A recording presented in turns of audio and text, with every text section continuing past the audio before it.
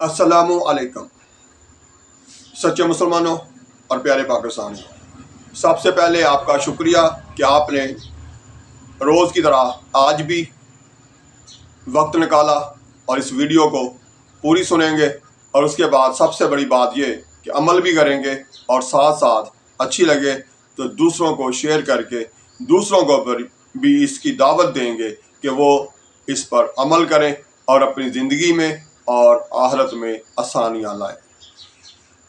آغاز کرتے ہیں۔ پڑھتے رہو درود مومنو، ڈیوٹی یہی تو ہے۔ پڑھتے رہو درود مومنو، ڈیوٹی یہی تو ہے۔ سارے جہاں کی مومنو، بیوٹی یہی تو ہے۔ صلی علی نبینا، صلی علی محمد، صلی علی شفیعنا، صلی علی محمد۔ سچے مسلمانوں اور پیارے پاکستانیوں، آج کی حدیث کی طرف آتے ہیں۔ حضرت انس رضی اللہ تعالیٰ عنہ سے روایت ہے، نبی کریم صلی اللہ علیہ وآلہ وسلم نے فرمایا، جس نے نماز عید سے پہلے قربانی کر لی، اس نے اپنی ذات کے لیے جانور ذبح کیا، اور جس نے نماز عید کے بعد قربانی کی، اس نے قربانی پوری ہوئی، اس نے مسلمانوں کی سنت کو پا لیا۔ صحیح بخاری، حدیث نمبر 5546۔ سچے مسلمانوں اور پیارے پاکستانیوں، اس حدیث میں ہمارے نبی ہمیں یہ بتا رہے ہیں کہ قربانی جو ہے نماز عید سے پہلے ادا کی جا سکتی ہے، یعنی کی جا سکتی ہے کہ نہیں، اور کیا نماز عید ادا کرنے کے بعد قربانی کرنا حقیقی قربانی ہے۔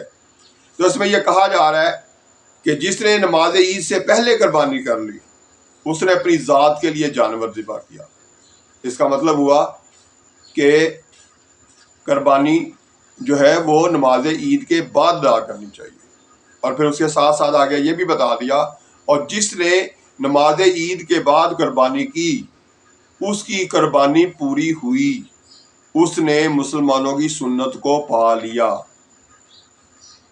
یعنی عید کی نماز ادا کرنے کے بعد ہی جانور کو ذبح کرنا چاہیے۔ اگر کوئی عید کی نماز ادا کیے بغیر، یعنی عید کی نماز ادا کرنے سے پہلے قربانی کرتا ہے، تو وہ قربانی نہیں، صرف اپنے لیے ایک جانور کو ذبح کرنا ہے۔ اس کے بعد اب آتے ہیں کہ نماز عید اور اس کے بعد قربانی کرنے والا جو ہے اس کے لیے اور باقی لوگوں کے لیے کیا احکامات ہیں، ان پر تھوڑی سی بات کرتے ہیں۔ مثلا کوشش کرنی چاہیے کہ جو قربانی کر رہا ہے وہ عید کی نماز ادا کرنے سے پہلے اور بعد میں کچھ نہیں کھائے گا، بلکہ اپنے کھانے کا آغاز قربانی کے جانور کے گوشت سے ہی کرے گا۔ اسی طرح سے نماز عید ادا کرنے جانے والا راستہ جو ہے وہ اور ہونا چاہیے، اور واپسی پر دوسرے راستے سے آنا چاہیے، یہ بھی ایک سنت ہے۔ اسی طرح سے نماز عید ادا کرنے جانے سے پہلے خصوصی طور پر مسواک کرنا، اچھے طریقے سے غسل کرنا، اور پھر جو بھی بہترین کپڑا ہے آپ کے پاس، یعنی جو سوٹ ہے، اگر نیا نہیں بھی ہے تو دھلے ہوئے میں سے بہترین سے بہترین صاف ستھرا سوٹ جو ہے وہ پہنے، کپڑے یعنی اچھے پہن کر پھر نماز عید ادا کرنے چاہیے۔ اسی طرح سے کوشش کریں زیادہ سے زیادہ لوگوں کے ساتھ مصافحہ کریں، یعنی آپ اس سے اندازہ کر سکتے ہیں کہ عام دنوں میں بھی مسلمان دوسرے مسلمان کے ساتھ جب ہاتھ ملاتا ہے اور ساتھ منہ سے کہتا ہے السلام علیکم، ہاتھ ملانے سے لے کر السلام علیکم کہنے سے لے کر دوسرے مسلمان کے وعلیکم السلام ورحمۃ اللہ وبرکاتہ کہنے تک، اور ہاتھ ملا کے ایک دوسرے سے ہاتھ الگ ہونے سے پہلے اللہ تعالیٰ دونوں مسلمانوں کے سابقہ تمام گناہ معاف کر دیتے ہیں۔ صرف مسافہ کرنے کی اتنی اہمیت ہے، اتنی فضیلت ہے، اتنی ویلیو ہے، تو پھر آپ خود سوچئے آج عید کے دن جو آپ جانور ذبح کر رہے ہیں اس کا اجر و ثواب اس سے اندازہ لگا لیجئے کہ جانور کے جسم پر جتنے بال ہیں اتنی نیکیوں کا ثواب ملے گا۔ لیکن سارے کام سنت میں یعنی سنت طریقے سے کرنے سے اس کا فائدہ ہوگا۔ جیسا کہ اس حدیث میں بھی بتایا جا رہا ہے کہ اگر آپ نے جانور ذبح کر لیا نماز عید سے پہلے تو پھر اسے صرف اتنا سمجھا جائے گا کہ ایک مسلمان نے اپنی ذات کے لیے ایک جانور ذبح کیا۔ لیکن اگر وہی جانور نماز عید ادا کرنے کے بعد قربان کیا جائے گا، ذبح کیا جائے گا، تو پھر اس کا اجر ہر بال کے بدلے نیکی کا ہے۔ اب اس سے اندازہ کر لیں کہ جب آپ سنت پر عمل کریں گے تو اس کا اجر کتنا ہے، اور اگر آپ سنت پر عمل نہیں کرتے ہیں یعنی جو طریقہ کار بتایا گیا ہے ہماری شریعت کی طرف سے، ہمارے نبی کی طرف سے، ہمارے رب کی طرف سے، اس پر عمل نہیں کرتے ہیں تو اس کا اجر کتنا ہے، اور اگر کرتے ہیں تو پھر کتنا ہے۔ ہمیں کیا کرنا چاہیے؟ ہر قدم پہ ہر کام جو بھی نیکی کریں، جو بھی اچھا کام کریں، اس سے پہلے اس پر سوچ لیں، غور کر لیں کہ ہمارے نبی کا اس پر کیا فرمان ہے، ہمارے رب کا اس پر کیا حکم ہے۔ یہ سارا کچھ اگر بجا لایا جائے تو وہ زیادہ فائدہ مند ہو جائے گا۔ حتیٰ کہ پانی کا گلاس پیتے ہوئے بھی اگر آپ بغیر سنت کے یعنی گٹا گٹ پورا گلاس پی جائیں گے تو اس پر اجر و ثواب نہیں ہے۔